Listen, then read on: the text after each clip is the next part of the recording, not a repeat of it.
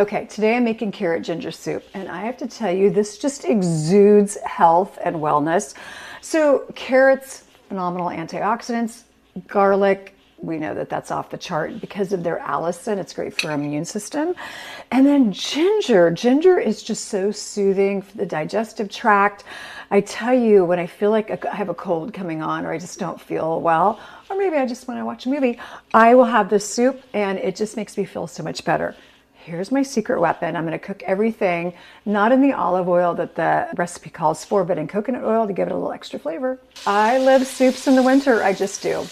There's something really homey and warm about it. And I can't eat salads in the winter. It's just too cold out, and it's a lot of work for your body to digest cold and raw vegetables, which is why I'm such a fan of soup. So in my big stock pot, I have coconut oil. So I added the coconut oil to just give it a little more flavor. The recipe actually called for olive oil. And right now I've got a lot of onion in here. I did extra onion because I know their immune boosting benefits. Once that starts to glisten a little bit, I will then add ginger and garlic. Starting to smell yummy. Clearly my onions are ready to have their friends visit. So I'm going to add in my chopped ginger and my chopped garlic. I did actually increase the ginger because I like it so much, and I increased the garlic. So I will post the recipe, but it has a lot of modifications to it. So try to follow along. It's not easy. I'm a very intuitive cook, and I know what I like. And so I like ginger, I like garlic. So I've got a little extra in than the recipe calls for. So here we go. Okay, so it has been a minute or two for the ginger and the garlic. Now I'm adding in all of my carrots. And I think I mentioned I don't have a food processor, so I actually use my blender, and I just use the chop, kind of the pulse button. You can only put a few in at a time, but it's better than getting a blister from chopping all those carrots. So now I'm going to incorporate the carrots in, and then next up, I'm actually going to add, so go ahead and start adding broth. You could actually add a vegetarian broth if you like, but I'm going to go ahead and go for the bone broth. The bone broth has 9 grams of protein per cup. Bone broth is incredibly healing to the gut. And since this is already kind of a healing soup, we're going to go with even more healing by adding some gut healing along with that.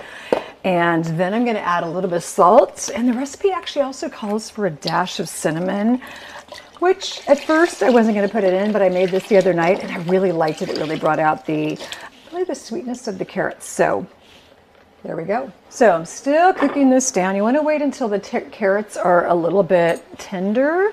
Once they are tender, then you're going to add your coconut milk. Make sure you use the full fat coconut milk. So what I end up doing, I really like this Trader Joe's product. It's organic, and I love that about it.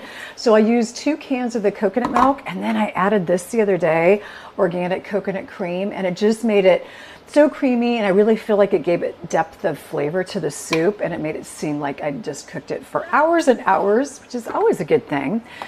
Then I'm going to take my handy dandy immersion blender. This is the Braun is the name of the company. I've had this for years. It is just such a workhorse. You could let the soup cool and then put it into a blender, but this is just so much easier, and then I don't have to clean my blender. So there you go. Okay, I like it, but I have to be honest, I don't love it. There's not quite enough ginger flavor in there for me. So I peeled a little bit more ginger. I grated some in with my microplane. Be aware that the rest of the ginger was cooked, so it's a little bit of a more mild flavor. So you probably don't need to add a whole lot. And then, as Julia Child said, never make excuses about your cooking, because at least you cooked. So it's still good. I'm making it gooder by adding more salt and pepper, other things to bring the flavor up. Then I'll freeze it in small containers and have it all winter long on a cold day. Enjoy.